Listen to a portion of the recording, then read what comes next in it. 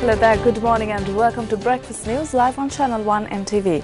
I'm Arundhati Fernando. Let's start off with a look at your headlines. Indian Parliament to conduct a special discussion regarding Sri Lanka today. Legal action taken against 900 individuals who sold cement over the control price.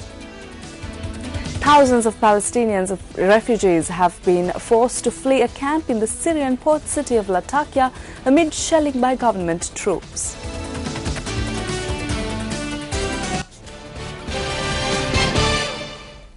The Indian Parliament will conduct a special discussion regarding Sri Lanka today.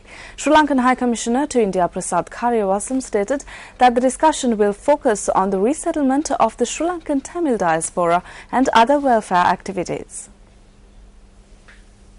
Indian media reported that the objective of the discussion is to provide a platform for those who represent the Indian Parliament to present their perspectives on the situation faced by the Sri Lankan Tamils in the post-war period. Indian media further stated that several politicians intend to provide their insights into the political solution that can be given to the Sri Lankan people, including Tamils and other ethnicities, at the discussion. The Sri Lankan High Commissioner to India noted that the discussion will be conducted for a period of 1 hour.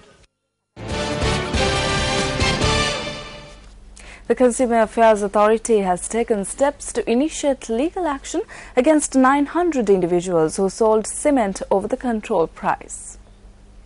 Chairman of the authority, Rumi Marshuk, stated that the individuals were identified during island-wide raids carried out in the past few days.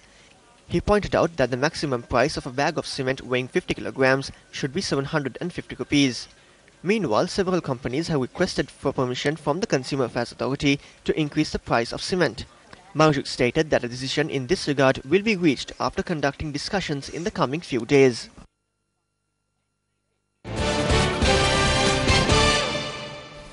Meanwhile, 40 Indian nationals who attempted to arrive at the Kachatiw Island in Sri Lanka have been apprehended by the Indian security personnel.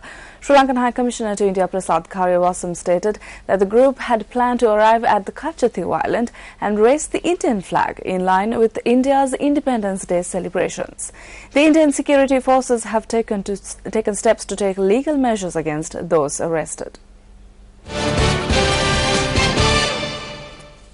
Steps have been taken to include an assessment report on all plants that grow in Sri Lanka into the National Red Book. This initiative has been taken jointly by the National Science Foundation and Biodiversity Secretariat and the National Herbarium.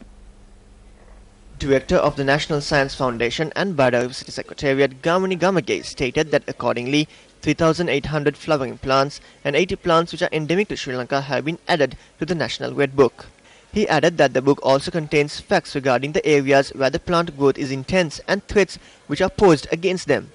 Meanwhile, the National Science Foundation and Biodiversity Secretariat states that 5% of the plants found in Sri Lanka are facing the threat of extinction. Gamage added that among them are a number of plants which are endemic to Sri Lanka as well. He also pointed out the necessity to take immediate action in order to conserve these plants. Hence, public cooperation has been called for to protect these plants.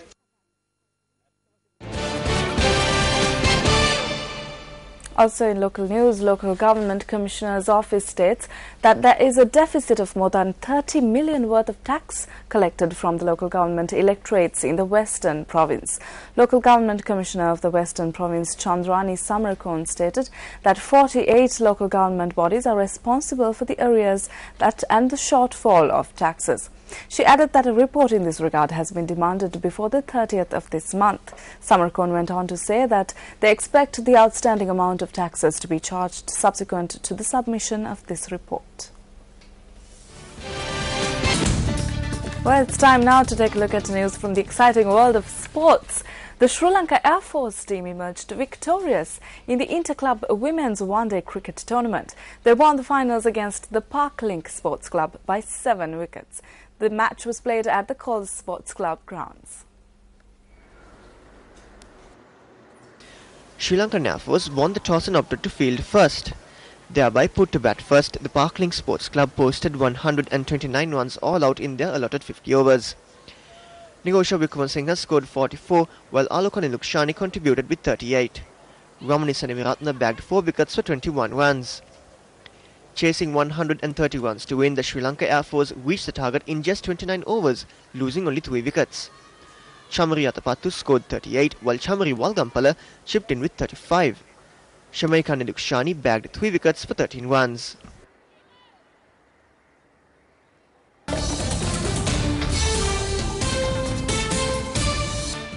Let's take a look at your currency exchange rates.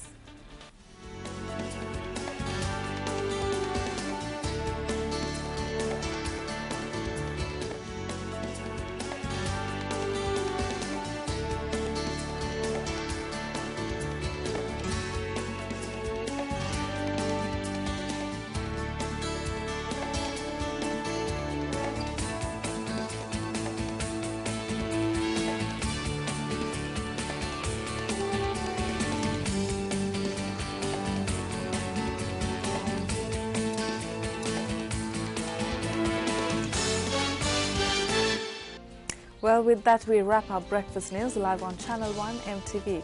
Thank you for joining us. Have a wonderful day, and we leave you with the company of Discover Sri Lanka.